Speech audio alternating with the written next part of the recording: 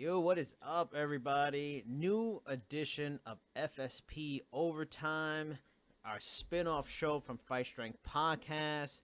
Doing a little different, script-free, free-flowing, conversational. It is me, Jason Burgos, journalist, MMA, with the man, the bearded wonder, the Grand Master of Master Blaster, Phil Daru of American Top Team. Phil, what is up tonight?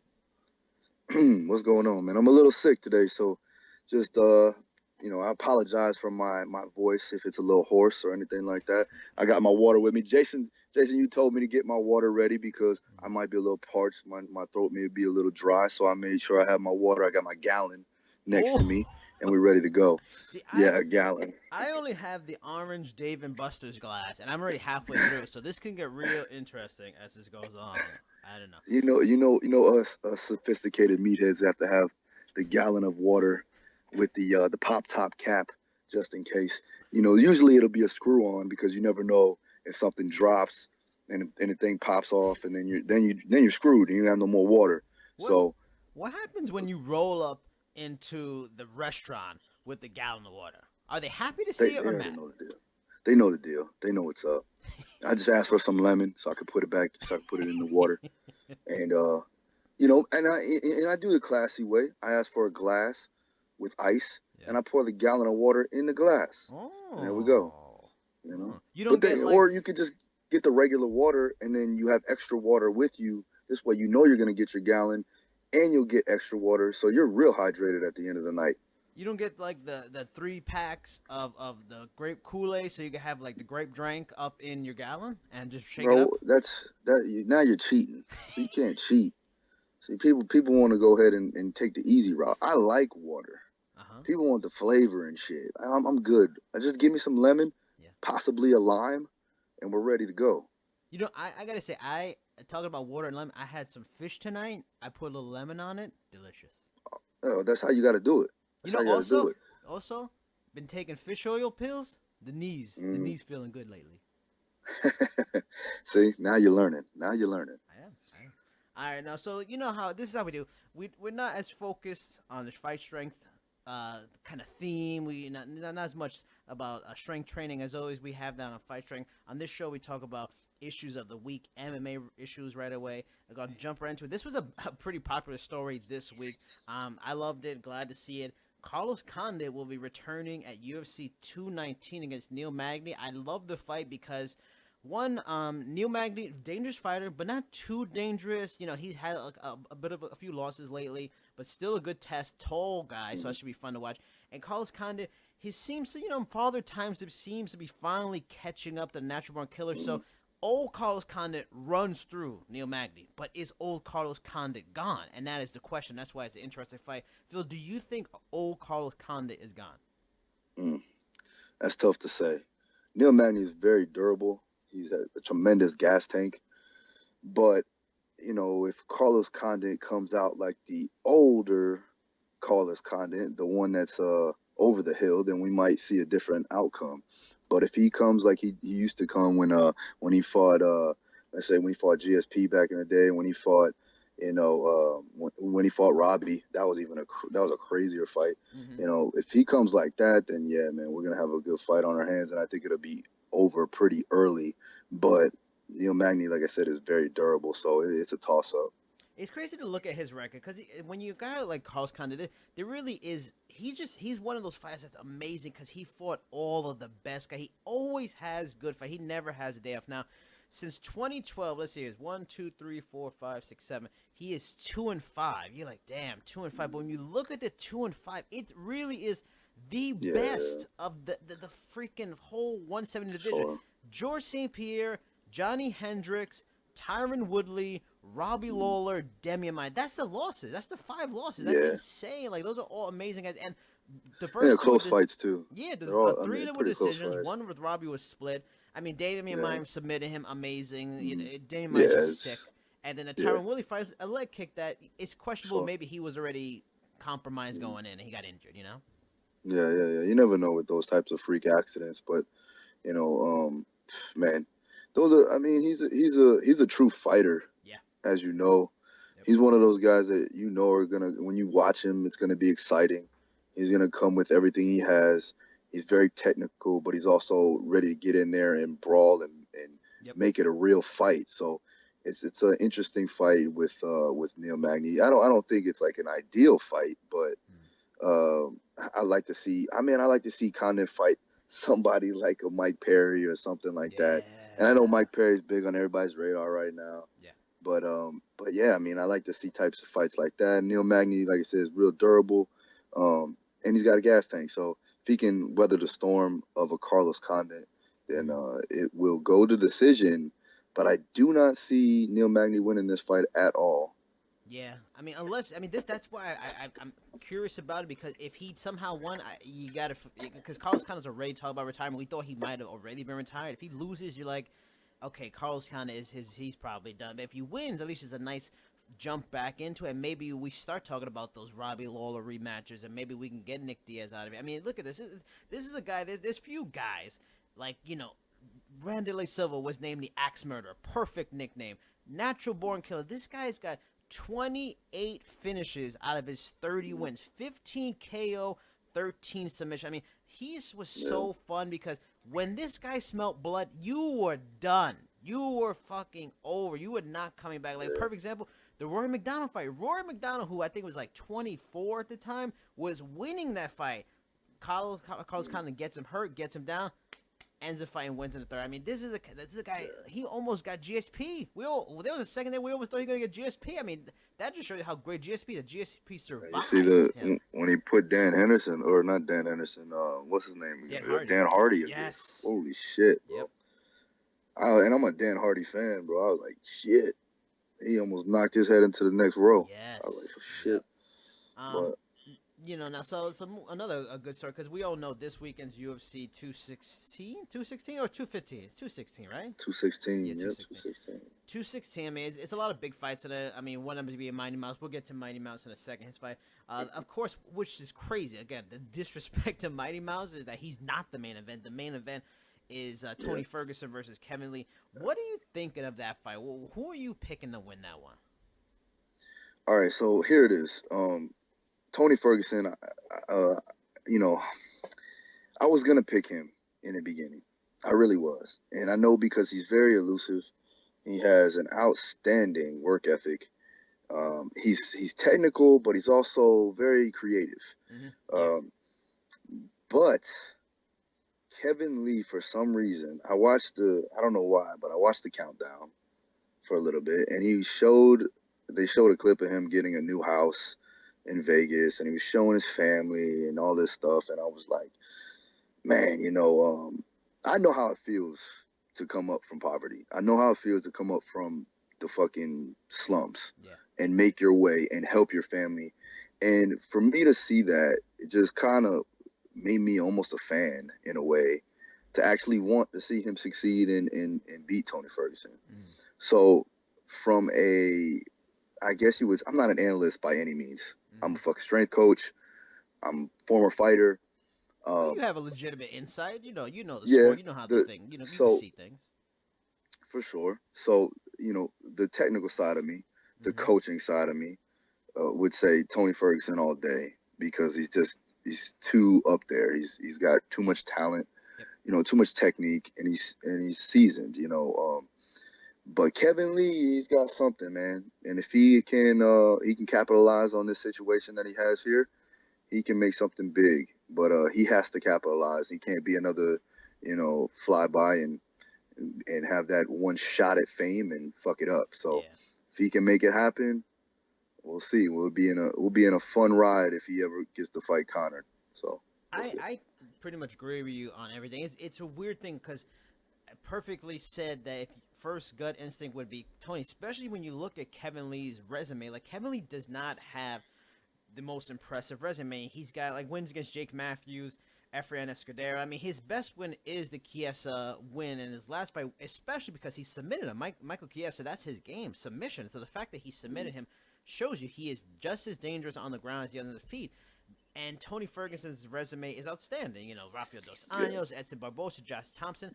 But I just feel like it's a shift change kind of thing. Like, I just feel like there's a momentum behind Kevin Lee, and I just wonder, Tony Ferguson just feels like the fame is almost getting him to him too much. Like he's almost like I almost feel like he's overlooking Conor. I mean, excuse me, Kevin Lee, and maybe looking to Conor McGregor, and he doesn't feel like he's a legit threat to him. And I just feel this weird vibe, like he's not taking the fight as seriously. He thinks he's too much better, and I can see him totally lose. I just have a feeling Kevin Lee's gonna win this fight. Yeah, you know, your mentality going into a fight is 90% of what you will do as from a successful standpoint of what is really going to happen. So if you can carry over a good, you know, good quality you know, of how you're feeling, and you know, you're very confident in your approach, and your mentality is where it needs to be, man, it's gonna be a good night for you. But if you come in there like kind of second guessing yourself, or you know, you kind of overlook your opponent, which is even worse, and you doubt their abilities, then that's going to be a problem for you as well. So I think that's what we're dealing with right now, is that, you know, Kevin Lee is not looking past Tony Ferguson, and Tony Ferguson is looking past Kevin Lee. Yeah.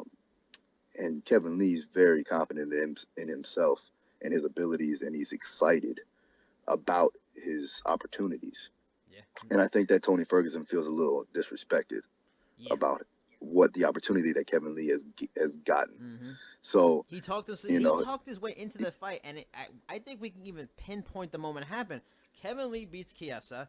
He's on the post-fight for Fox, talking about the fight.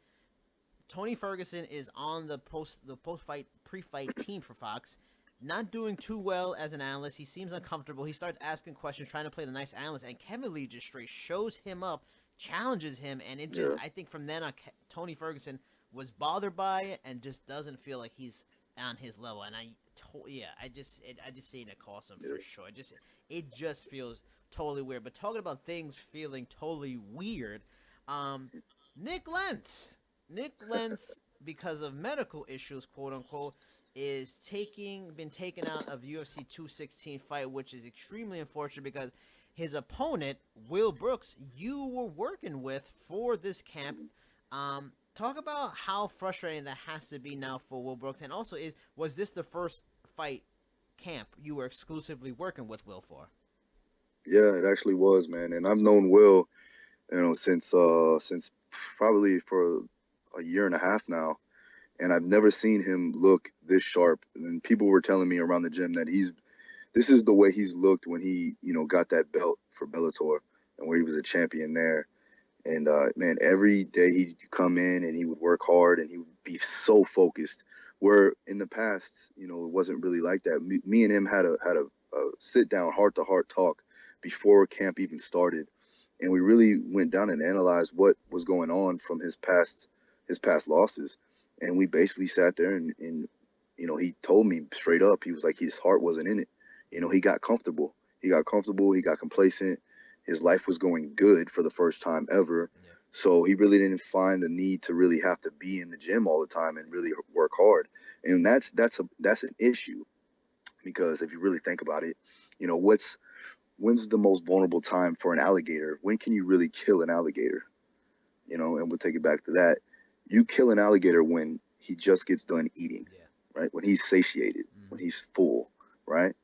So that's a vulnerable time for any fighter.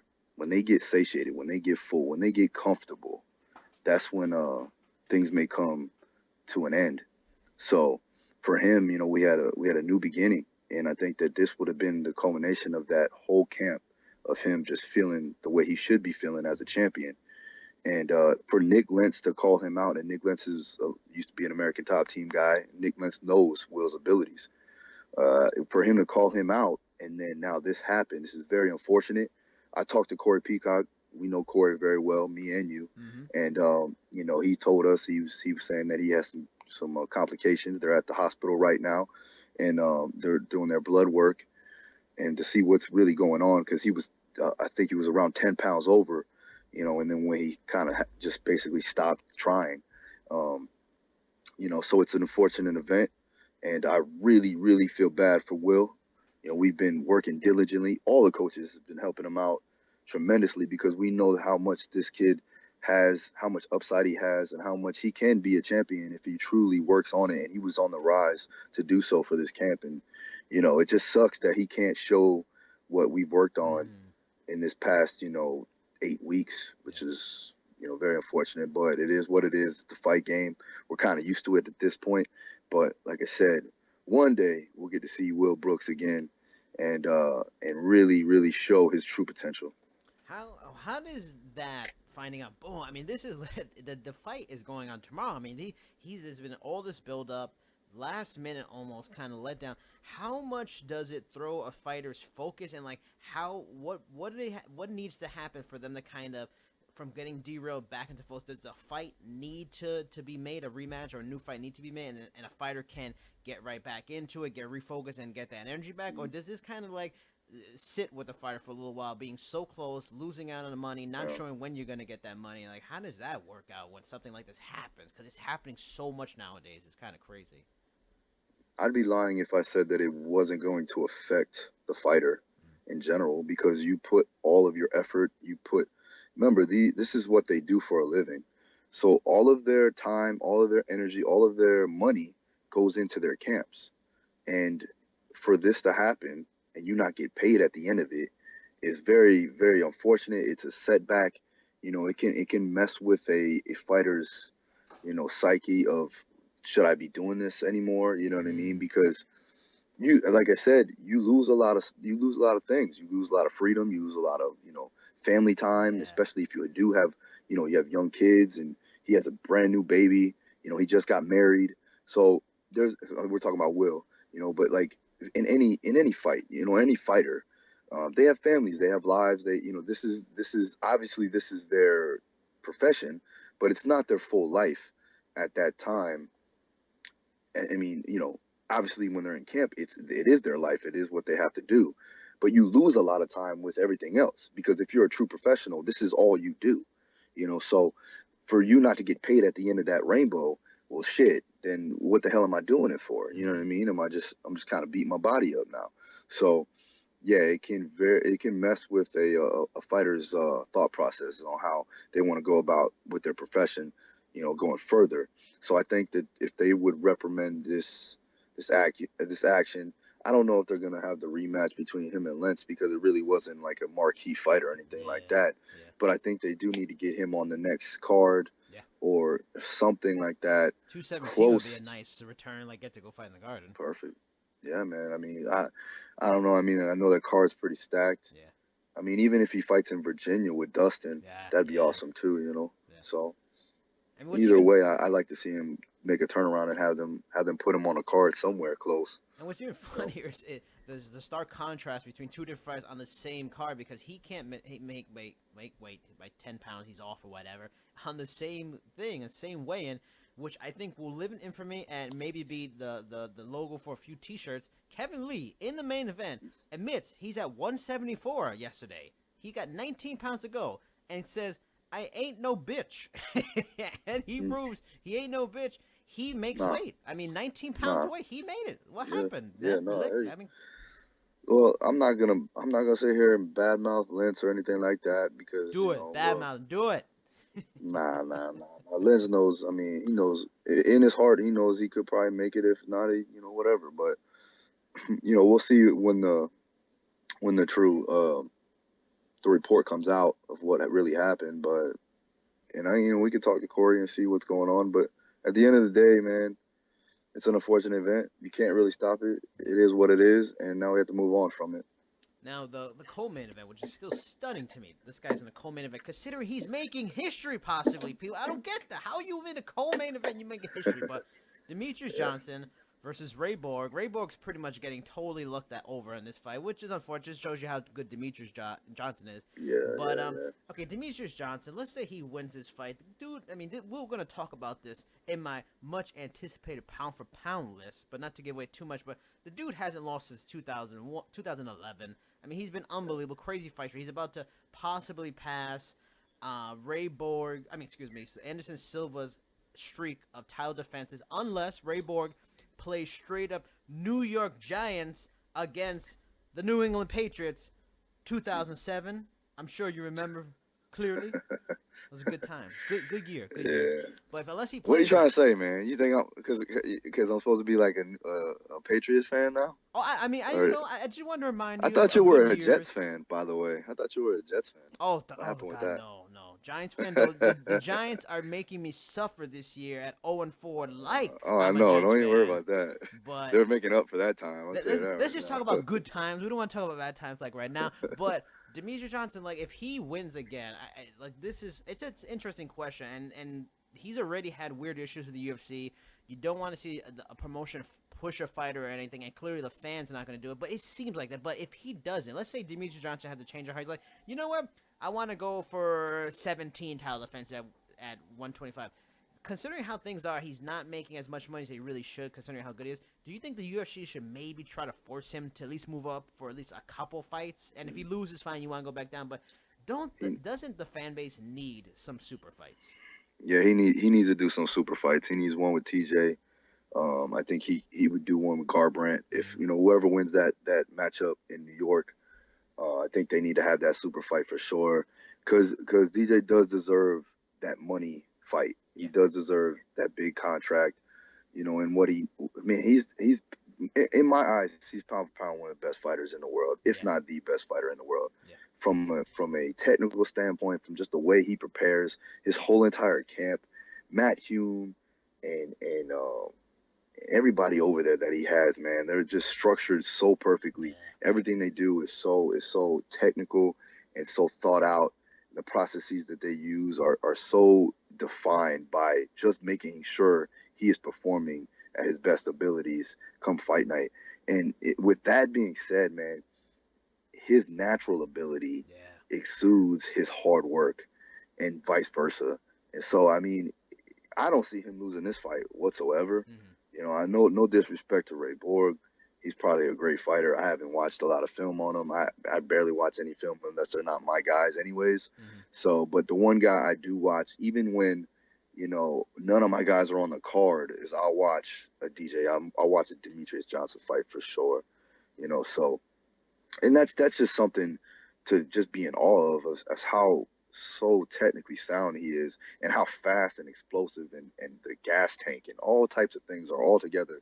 If I were to put together from a strength and conditioning perspective, from a physical preparations perspective, to put together the best athlete possible to be a fighter, it would be Demetrious Johnson. Yeah. I mean, he really is the perfect creator player character. But the guy who was once a creator player and he just, father time, he is far from his prime now. Interesting stories. Another knee surgery for Shogun Rua. The man has been bedeviled by freaking knee injuries pretty much throughout his UFC run. I didn't think it was even a little bit of a problem in Pride. Considering his knee injuries, and this guy at one point, he was like the John Jones or the Volkan Ozdemir or, I don't know, like some of these, Kevin Lee, where he was the rising superstar. This guy was an animal. He was a top star. And then he starts getting the knee injuries. The first really showed itself against Forrest Griffin. In that fight, he ends up losing in a massive upset. Do you think the knee injuries might have curtailed this guy from being in the greatest ever conversation? Or maybe when he hit the UFC, he was probably going to finally meet better tests anyway? Well, whenever your body starts to deteriorate and you start to have injuries that accumulate, things start to go downhill regardless. You can't, and especially with age and experience and wear and tear on the body, you start to move a little different. You start to train a lot different, and your preparation becomes key at that point. But strengthening becomes the major issue, and stability is another key factor for him. If he's not stable enough to actually move around the way he's supposed to, it's going to be a long night. And you lose a step or two when that type of stuff happens. So he better have, a good game plan, and he better have a good, solid camp and preparation. But at the end of the day, he's not going to be the man he once was. Yeah, I feel like if Shogun would have came up around now, he could have got on a good camp. He could have been an animal. He could have been a Robbie Lawler type because he had all the tools, but he was in the shooter box style back with Vanderlei knocking each other out and sparring. Like it hardened him to become that animal, but it completely killed his body. And he was a guy that was a nasty kicker. And once he wasn't quite a kicker anymore, he had to throw shots. I mean, it's still impressive because one of my favorite fights ever is his fight with Lyoto Machida, which I think is completely underestimated. It was a straight up chess match, which is crazy because he was thought to be a berserker like Vanderlei, and he showed he can be a strategic fighter. I thought he won the fight. He comes back for the rematch with a knee injury at the time, and straight up knocks out this guy who was the puzzle no one could knock out. I mean, he did amazing things in his career despite it all. And it's one of those wondering. He's still going to be remembered greatly, just like a lot of fighters. But you always wonder, like, damn, man, if those injuries didn't happen, and what could have been. Now, moving on. Top 10 pound-for-pound Jason Burgos list. Highly anticipated. It is just exciting. I mean, it was almost in the New York Times. I didn't want to release it early. Washington Post call. I said, no. I said, I got to put on fight strength first. This is very big stuff.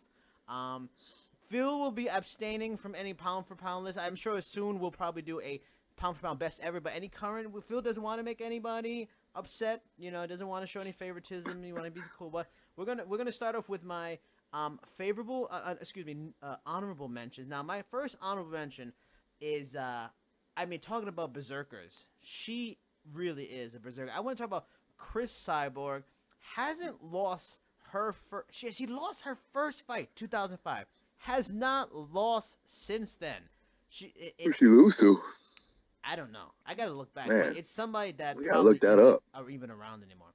Yeah, we gotta look that up. 16 TKO or KOs and 18 wins, 10 first-round submissions.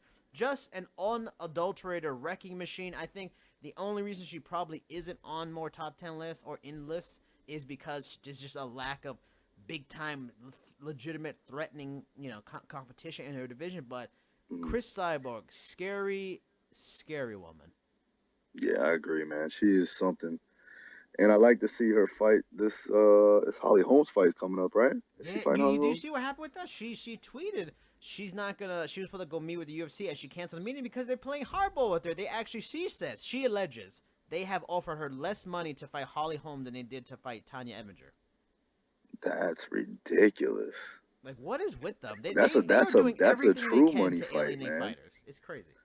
Yeah, I mean unfortunately, like I said, that's the game, and I don't think she's too well liked in the UFC. Yeah. I don't think the UFC really, gets along with her, Yep. which is like I said, that sucks for her, because she is a phenomenal fighter, a fucking machine. But yeah, hopefully, they don't run her off.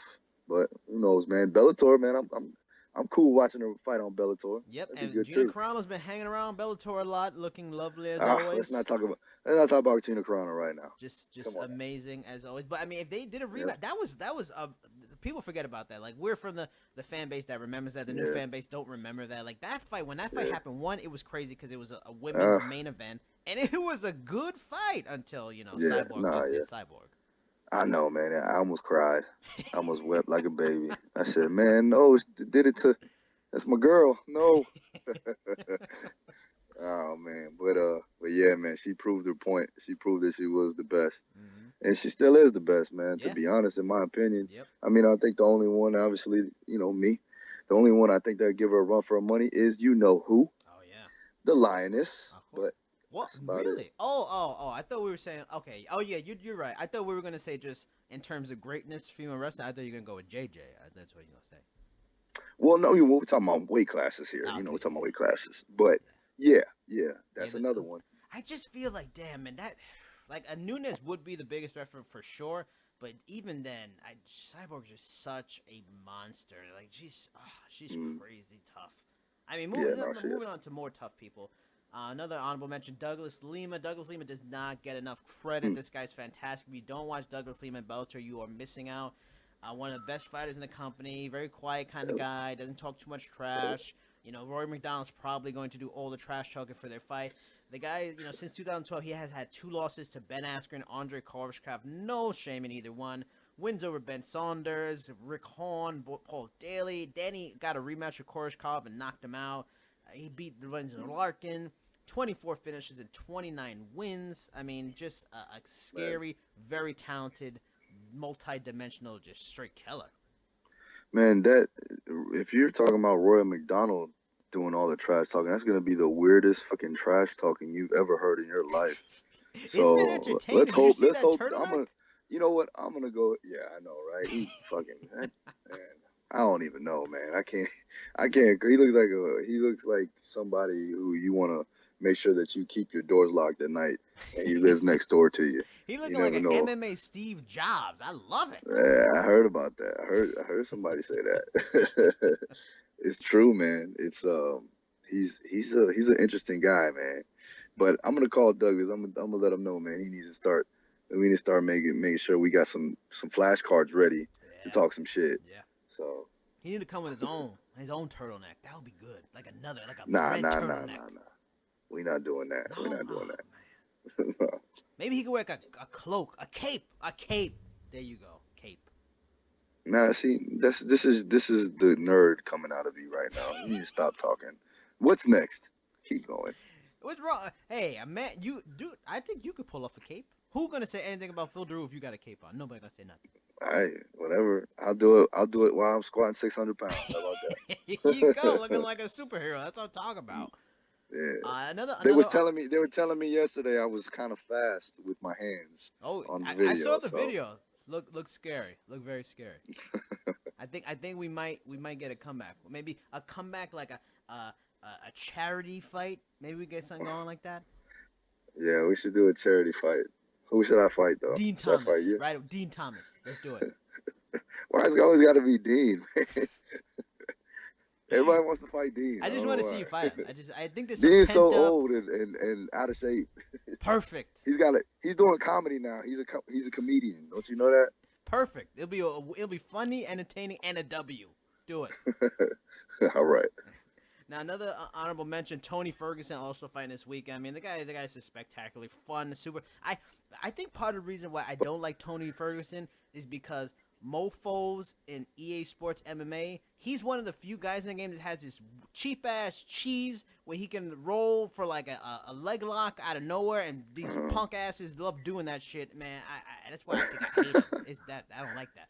But Tony Ferguson, since winning tough, he's 12-1 in the UFC. Michael Johnson's only loss. 9-fight win streak. Got wins over Danny Castillo, Gleison Tebow by submission, which is nuts. Josh Thompson, Edson Barbosa also submitted him. Rafael Dos Anjos, 17 finishes and 22 wins. I mean, both 9 by strikes, 8 by submission. The guy, again, another, like, that would be a fun fight. I mean, I know they're a weight class away, but Lima, oh no, they are the same weight class. Lima Ferguson, that'd be a nuts fight. Yeah, that would be good, man. That would be good. That's a real super fight. You know, yeah.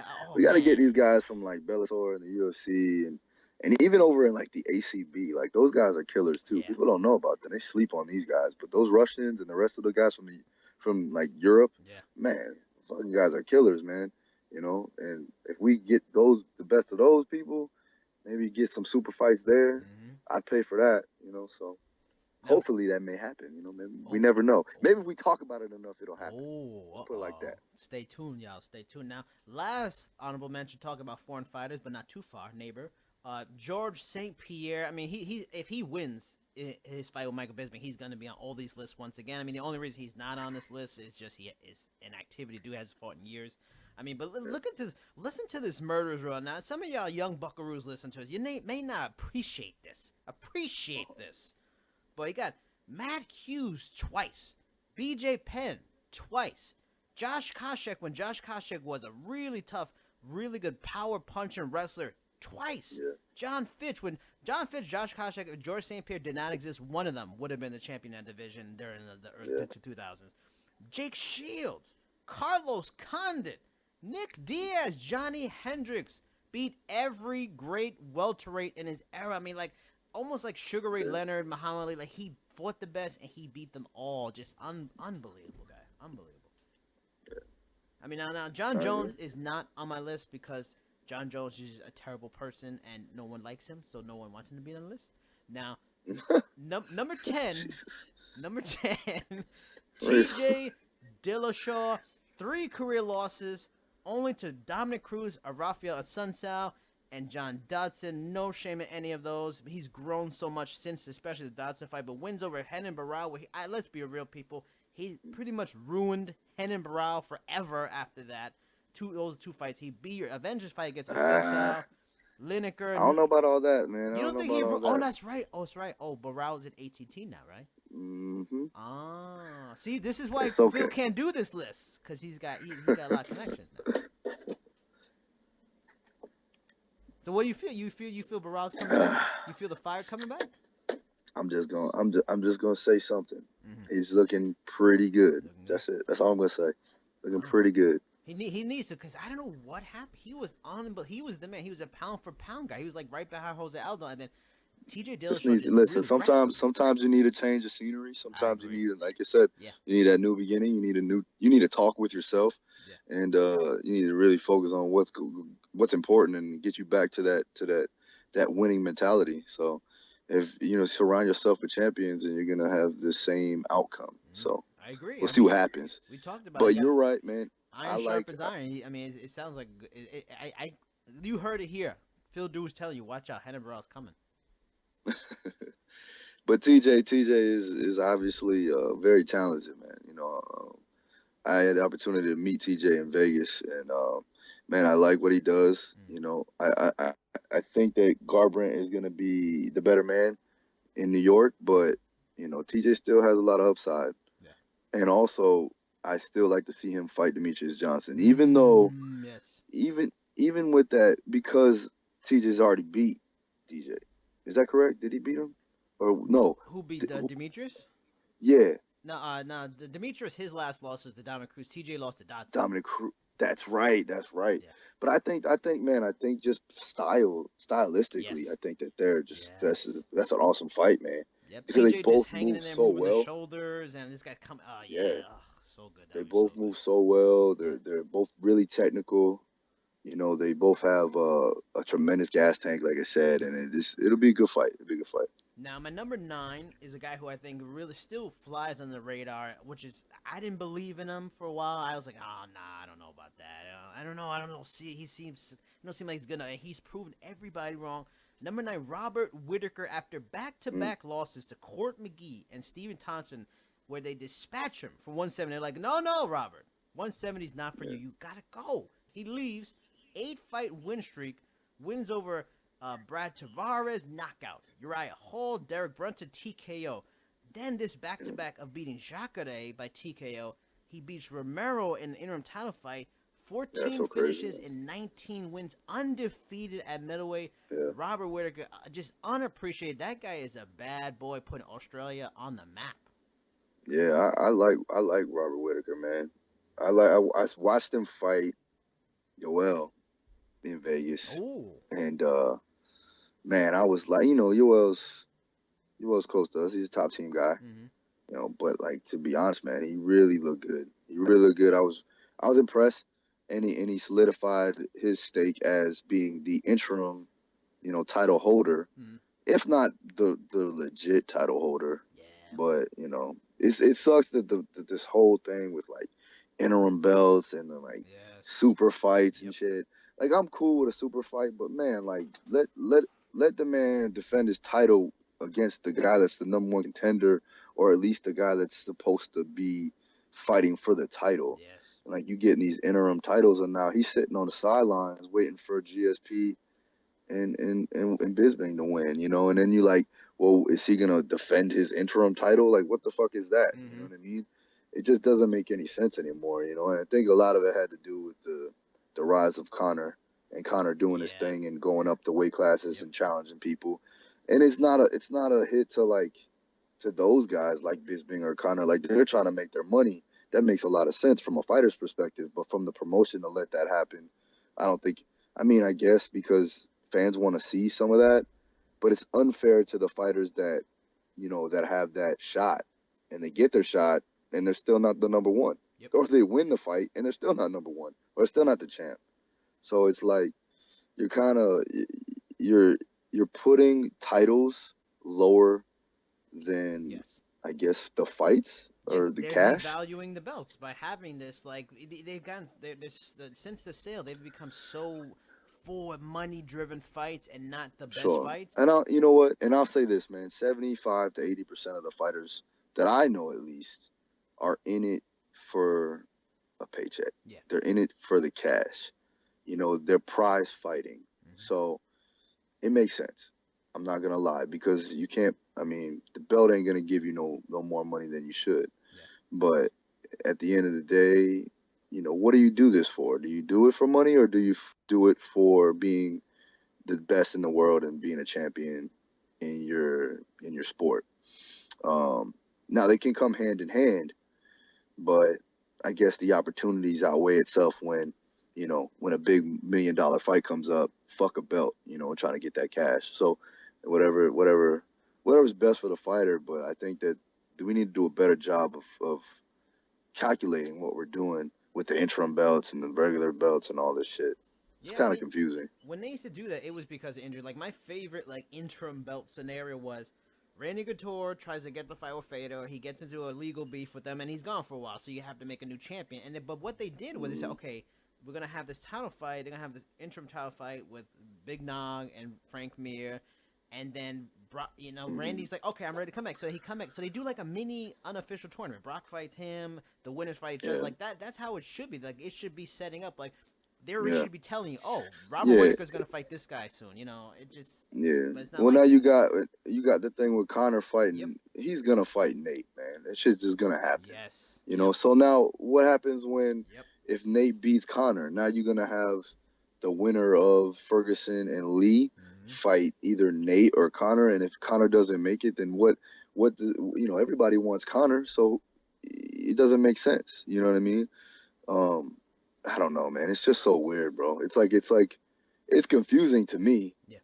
As an outsider looking in, I'm just kind of like this, and I'm working with the guys that are you know gunning for that title, and you don't know who we're really working towards. You know what I'm saying? So at the end of the day, you kind of got to look you know, you got to look at the guy in front of you first, but still, you want to know who's the title holder, and if it's all up in the air, you know, a perfect example is a Dustin Poirier. We're looking for that title. Yep. You know, so I mean, we're not looking past Pettis, but we also want to look, man.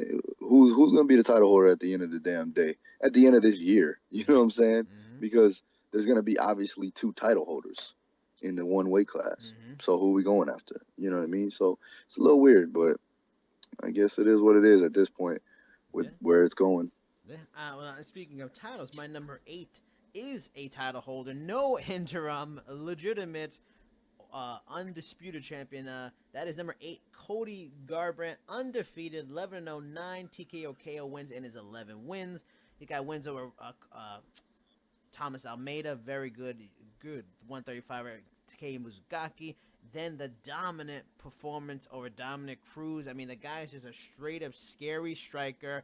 He's got the swagger. He's got the matinee idol good look. Like, this guy has money. As long as he can stay healthy. That's only been his only issue right now. But as long as he stays healthy, this guy's got like superstar talent written all over him. And what's crazy about him is he's like a model looking guy, but that dude's straight up like street. That's like a thug guy that he looking to throw down any time. My boy's like a tattoo model. Yes. What's up, dude? It's still hood. You're still good. Look at.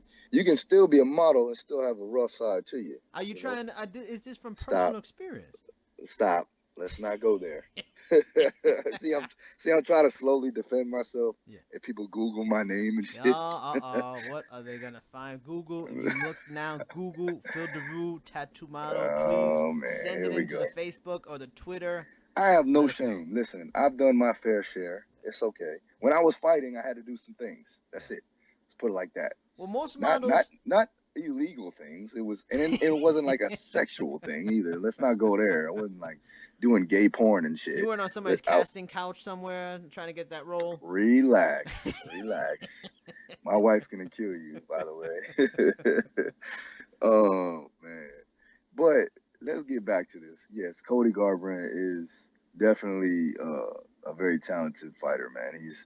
He proved a lot with that fight with Cruz, man. I think that he elevated his game to the next level. I really didn't see him fucking looking like that at all. and he was just picking Cruz apart. And nobody does that to Cruz because nobody could really solve the puzzle, and he definitely solved the puzzle. But I guess, like we said before, there's so many people in your camp fight this guy over and over again. Yes. They're gonna have some type of Yes. game plan Yep. to actually be able to withhold. And I'm pretty sure they have film on film Yes. against Dominic Cruz, man. I mean, how So it's much like the team versus Dominic Cruz. all that experience they can convey to him. Like Uriah fought him 3 times. Benavidez fought him, I think, twice. And I feel like somebody else fought him from that camp. Like, it's crazy. Like, that's a lot of guys to look. Oh, when I'm in there, he does that. That's just details you can't even get on tape. So that's crazy helpful. But nothing to take away from. Now, moving on to our number 7, someone you're very familiar with, one of the best female fighter pound for pound in the game on the planet. Probably, let's be real, probably ever. I'm a big Ronda Rousey fan, but she's way better than Ronda Rousey. Joanna Jacek, undefeated, 14-0, wins over Carla Esparza. I mean, just put a whooping on poor Carla. I think Carla's still recovering from that fight. Claudia Gadelha twice. I love Claudia Gadelha. Oh, Claudia Gadelha is awesome, but she just can't hang. Why do you love Claudia Gadelha? Why do you love her so There's much? something like, well, one, she's good looking, but she's tough, man. She showed. I thought she was gonna say that for the first. That's the only reason why. My girlfriend likes it too. My girlfriend thinks she's good looking too. She got two wins on her. Carolina Kovalkic. I don't know. I probably said it wrong, but you know who I'm talking about. Yeah, we always say their names wrong. It's hard, man. Polish names are tough, man. The Eastern Bloc. Evidently, I've been saying Joanna's name wrong forever, but she's never corrected me, so we're good. That says a lot. If you just messing up her name and just like, I'm not butchering it. I'm just saying. I mean, I just call her JJ anyway, so it don't really matter. What are your thoughts of my number 7? Like, you are close with the champ. I mean, just if you can sum her up in 2 words instead of 1 word, 2 words, what would they be? In 2 words or 1 word? 2 words. I'm making it different. 2 words. Oh man, I could just do 1 word. It's fucking savage. How about 2 words? Fucking savage. There you go. There you go. You know, she's a champion though. I mean, everything that she does is basically everything she does is with so much intensity and with so much intent on being the best. And like, you could tell, man, even if she's like tying her shoes, man, she's just a straight thug, bro. Like, she mean mugs guys, bro. Like, just, awesome. And it's funny, man. I'm gonna give y'all the behind the scenes scoop. Is I got Colby Covington and I have Joanna and Jacek in the same group some nights training. And for some reason, Joanna will be like, she'll mean mug Kobe and just try to get a rise out of Kobe. Now, Kobe's a gentleman. Don't get me wrong. He doesn't say anything. He doesn't talk back. Like, for what you see on Twitter, it's not. Yeah, I thought he's supposed to be the villain. I thought the villain would talk back. What's going on, Kobe? No, JJ puts him in his place sometimes. Wow. She's the villain. Wow. She's not the villain. She's just, like I said, fucking savage. So. She's like an But it's all all fun and games, man. She's just trying to get him to be, she's trying to compete, and that's all she's doing, is being a teammate who's trying to compete against another teammate. But it's fun to watch because she just doesn't give a fuck, man. She will be like, she'll get in your face and be like, come on, man, what's up? And it's so funny to watch. At the same time, you're kind of like, all right, guys, let's go. So, I mean, but yeah, man, I've said this, they came in and did the countdown, and I've said it before. I was like, man, I don't see anybody really beating her or even coming close to beating her. If you watch the stare down with her tonight with Rose, man, she looked like she was about to make Rose cry, and that's just the way it happens. It's just so much intensity, but so much confidence. She truly believes that she's the best in the world, and I honestly believe that as well. So yeah, good choice, but I think she should have been a little bit higher on that list. Well, I mean, we'll hear my other options, the rest of my list. Maybe you'll still agree. I mean, I think what hurts her in terms of who's going to be in front of her is just competition, and that's not to say the girls she's fighting are not good. The women she's fighting are really, really good fight. I just think the people that are coming up are just fighting some pound for pound killer kind of fighters. Now let's move on to my number 6. My number 6, one of my all-time favorites. I really think he would have been number 1 if he would have won his last fight. Number 6, Daniel Cormier, 8-2 in the UFC, or 8-2-1 in the UFC. The former, I think he's 8-1 because that fight got taken away. 8-1 now, which is crazy. Former 205-pound champion, now returned 205-pound champion. Wins over Dan Henderson, Alexander Gustafsson, Anthony Johnson, just a Mike Tyson of MMA almost twice. Anderson Silva. I mean, I really feel if he had beaten John Jones, we both know who number 1's going to be. We'll get to it, but I think he would be number 1 if he somehow had beaten John Jones. Yeah, I thought Daniel Cormier was gonna be like your number 1, bro. No, Isn't I that gotta your, be real. Let's not get crazy. Come on now. I gotta call Daniel and be like, man, this guy really loves you, man. Yes, big fan. Daniel, please, you're listening somehow. Daniel, come on the show, please. Let's talk wrestling. Yeah, we can do that. We'll make that happen. But yeah, Daniel's top notch, man. I've worked with guys that worked with him, that been coached by him, and truly not only just a great fighter, but a great person from what I've been hearing. So I mean that's always a plus.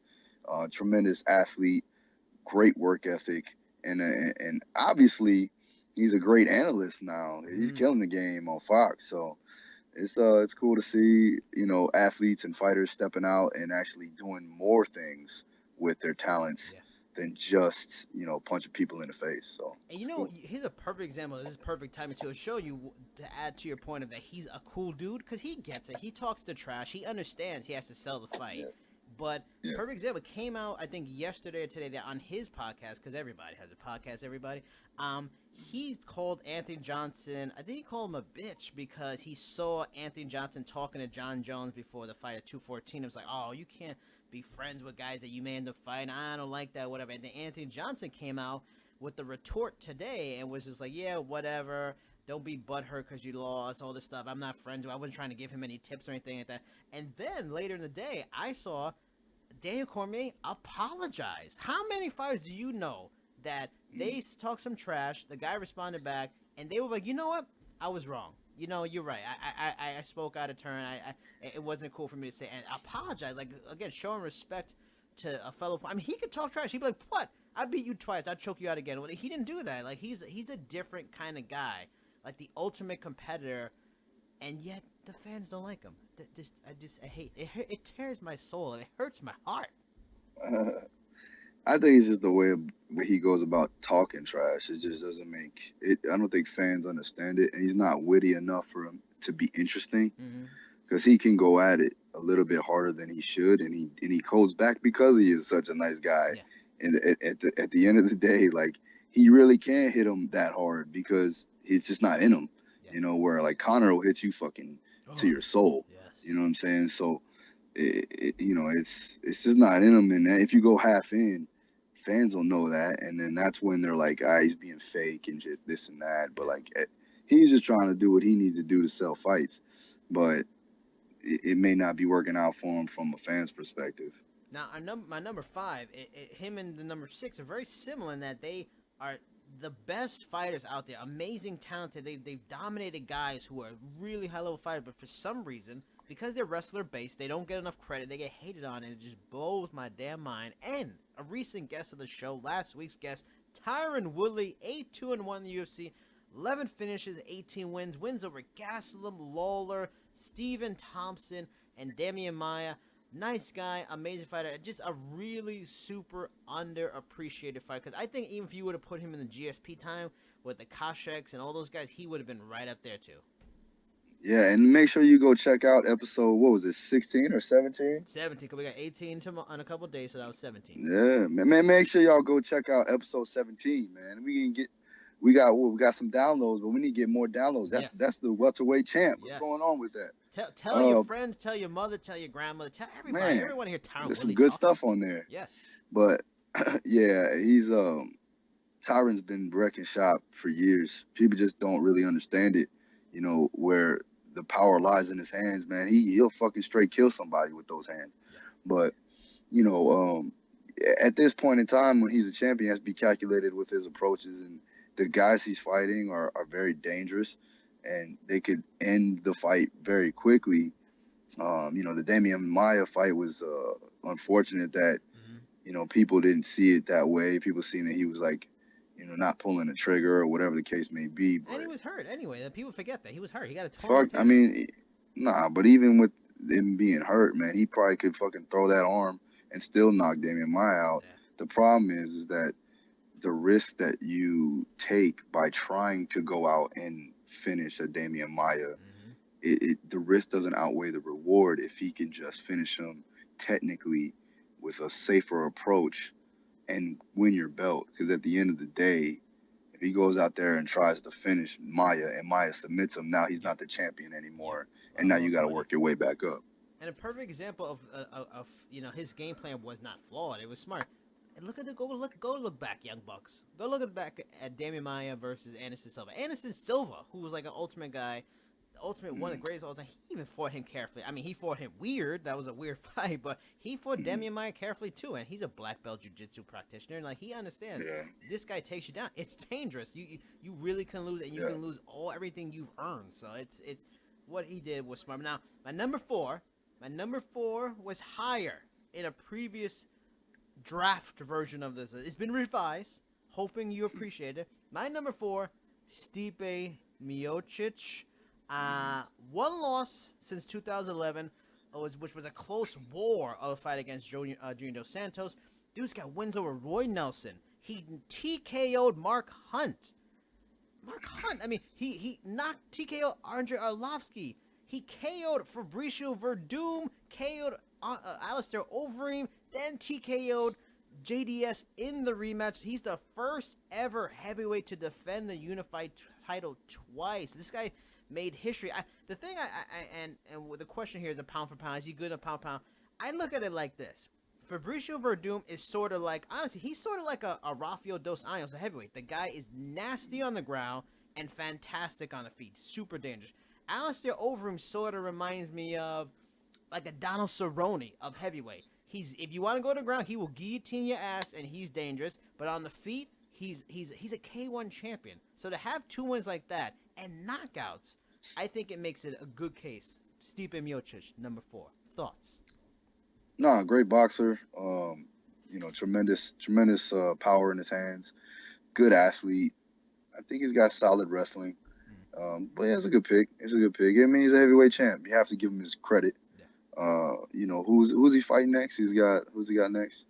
Oh, I don't. Does he have anything settled? Because it seems like the division is kind of just waiting for a contender. I don't know who. I gotta look that up. Let's look up. But continue your thoughts on Stipe. I'll look that up. I mean, he's made his climb. I think from the last. When was his last loss? To Junior Dos Santos in that first fight. To Junior, yeah. I mean, listen. And Junior's a beast. We all know that. You know personally. Yeah, and arguably one of the nicest guys you'll ever fucking meet, but definitely a killer. But Miocic, man, I think I don't see him really losing the title unless something comes up. Somebody comes out of the woodwork. I like to see this Derek, what's his name? Derek Lewis. Oh, he fights this week. He fights tomorrow. I like to see. I like to see the winner of that one. They're probably either the winner of that one get the title shot. Verdum, I'm pretty sure desperately wants that title back.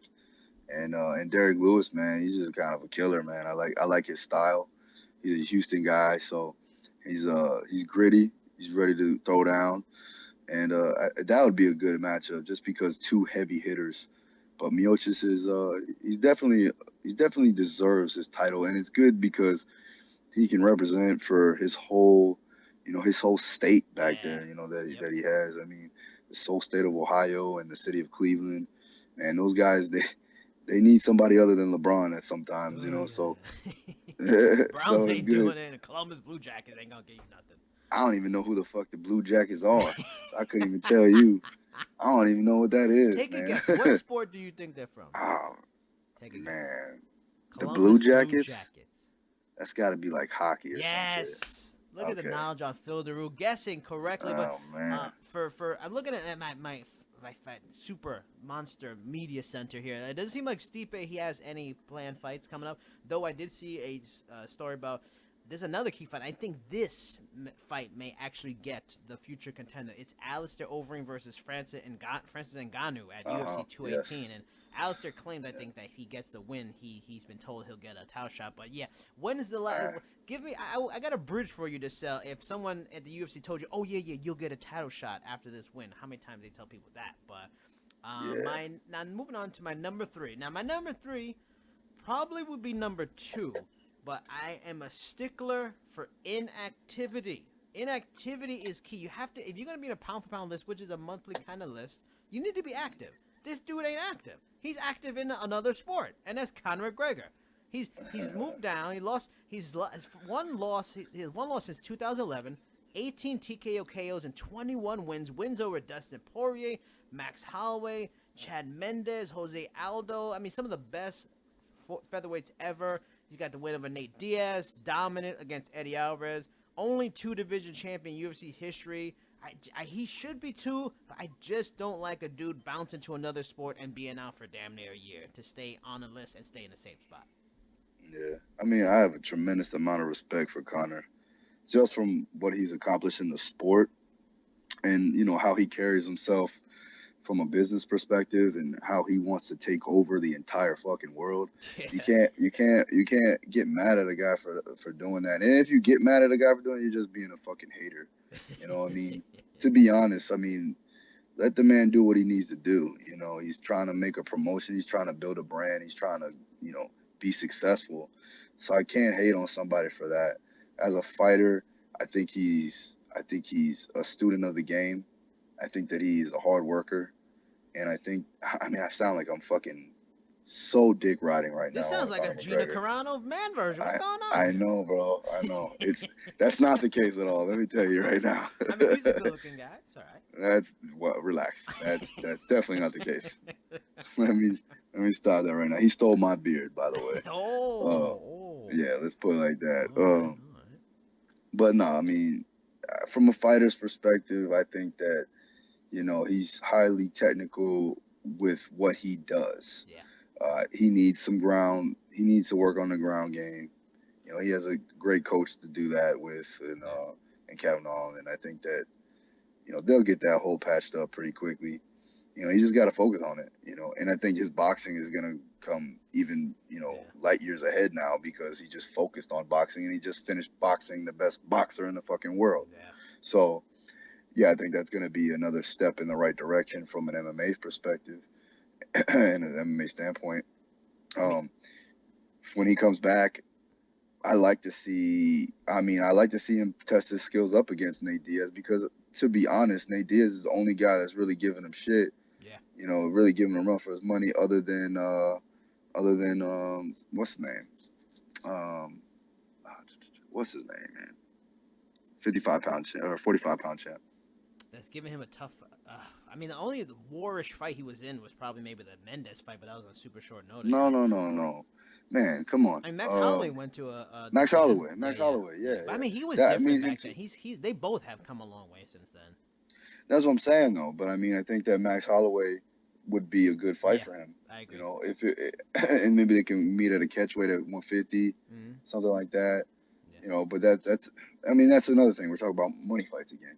It's another super fight. Yeah. So, but yeah, we're talking just strictly 55. Nate Diaz for sure, and then obviously my boy, he's got to get his shot back at him is Dustin Poirier. Yeah. So that would be an interesting fight too, for sure.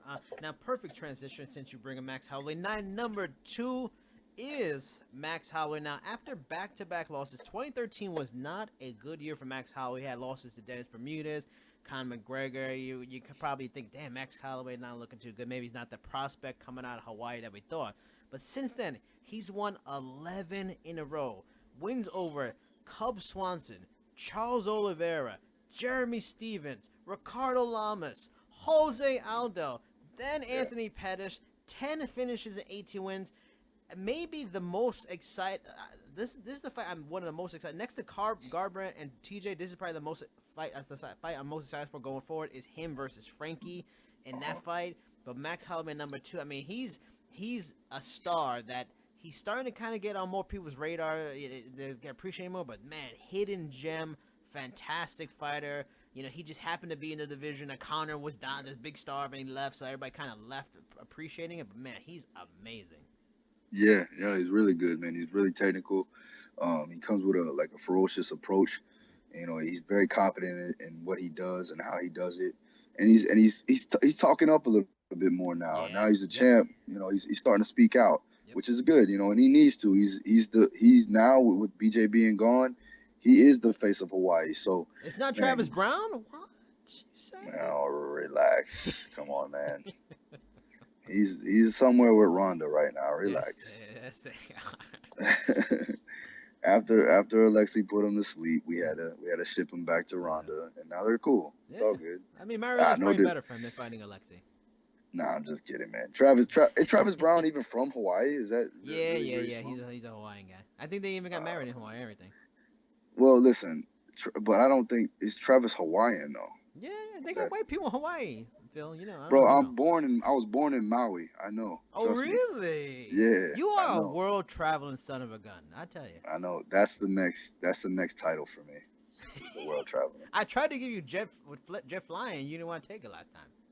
I sound too high class for that one. Oh, okay, all right. Remember, I'm a strength coach. We'll travel coach. Don't worry, it's all good. We'll get there. No layovers, but we'll get there. I mean, what are your thoughts going into Holloway versus Frankie? This is such a cool fight. Like, who do you think's gonna get that fight? I hate to say it, man, but I think Max Holloway will take it. Mm-hmm. Frankie's, man, I've been a fan of Frankie's forever since I was a kid. So, but I think Frankie, this is his last run at it, and Max Holloway is on the rise, and I don't think that it's gonna be stopped anytime soon. So, Max Holloway for sure. But I seriously do not want to see it totally, you know, but it is what it is. And the better man's got to win. So Max Holloway for sure. Yeah, my gut is saying that too. The thing I like about going into this fight is that Frankie never has fought a lot of long guys. He's fought big guys like Gray Maynard and stuff like that, but not like long, rangy guys like a Max Holloway. Yet, perfectly in perfect time, he goes and fights Yair Rodriguez, who another kind of very similar body shape to Max Holloway, very tall, lanky for 145. Dominant performance. The only thing is, I'm sure, and I feel confident saying Max Holloway will have a better takedown defense game than Yair Rodriguez, because Yair was just straight up turn on his back against Frankie. Frankie dominated on the ground. I don't think that'll happen, but it's hard to dominate the answer. The answer's last round. I can't wait for that fight. But now moving on to my number one, the end of the Jason Burgos pound for pound list. I mean, this is easy stuff. It probably would have been John Jones, but he's not on the list because he's just John Jones. Terrible. Number one, Demetrious Johnson. One loss since 2011. Now it's a Dominic Cruz. No, he lost to him at 135. He was in his not even his optimal division. 12-fight win streak. Wins against Kid Yamamoto. You young buckaroos don't know Kid Yamamoto. Kid Yamamoto was a big deal coming out of Japan. Kid Yamamoto signed with WC. Oh, man, he's going to wreck things. He's going to go straight to Miguel Torres. That did not happen because of Demetrious Johnson. He beat Miguel Torres, and Miguel Torres was still considered a scary man. Beat Ian McCall, Joseph Benavidez twice, John Dodson twice, Horiguchi, and submission over Wilson Hayes, that's his game. That's like submitting sort of like a poor man's Damian Maia. Like, you submit the guy who's supposed to be the submission artist. Ridiculous. 15 finishes, 26 wins. Pound for pound best, Demetrious Johnson. Yep. You know it from what we talked about already earlier, man. I can't disagree with you with that one at all. You know what I mean? This is man, the only 125-pound champ we've seen and probably will ever see, to be honest with you. So are you hearing until things? he are you retires. Hearing the end of a division? Are you hearing things from sources? No comment. Oh boy. No comment. No comment is the biggest comment we've had ever. Wow. Scary. I mean, it wouldn't be surprising because this guy Demetrious said that Dana White has said that to him. If it wasn't for you, we might just get rid of the division. So That would be a damn shame. And again, a poor move by the UFC and just helping out Bellator even more because all those guys would just go over there. But yeah, I mean, that's how dominant he's been. He's been so dominant and making it so easy. He could kill a division. Yeah, nah, he's straight. He's straight. He didn't just kill it, man. He fucking mass murdered it. Yes. Whatever you want to call it, man. And I don't see it going any other way tomorrow either. So yeah. He's dominant. He's by far one of the most technical and well-rounded athletes in the fight game that I've seen in a while. So, and probably ever seen. So, yep. Good pick, brother. Good pick. My pound-for-pound top 10. Phil, would you say this was the greatest pound-for-pound top 10 list you've ever heard in your life?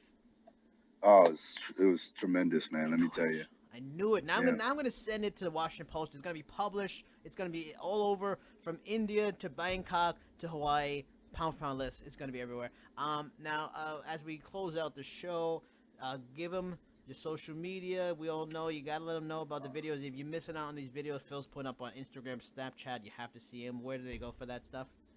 Okay, all social media handles, Twitter and Instagram is Daru Strong, and then my Snapchat constantly with the videos over there. So Daru Strong, and then with the number 1 on the end. And you gave me up on my Facebook too, Phil Daru, Daru, for Daru Strong. Obviously, that's not a catchphrase. That's really my last name. It's Daru. Why don't you go with the full-on government and go with Philip Daru? What did I tell you about that? If you didn't catch this last episode of the Fight Straight podcast, only Jason Burgos and my mother have only called me Philip. Excellent comment. And nobody else. So King it's kind of weird. You Philip? He's like, Philip, what's up? Is that doing that? No, not at all. Not at all. All right, well, my social, Twitter, Cheap Seats Chat, Instagram, Jericho Vendetta, or also Jason Burgos on Facebook. Go look me up, say hello, be a friend. I'm a nice guy. We could talk, we hang out and stuff.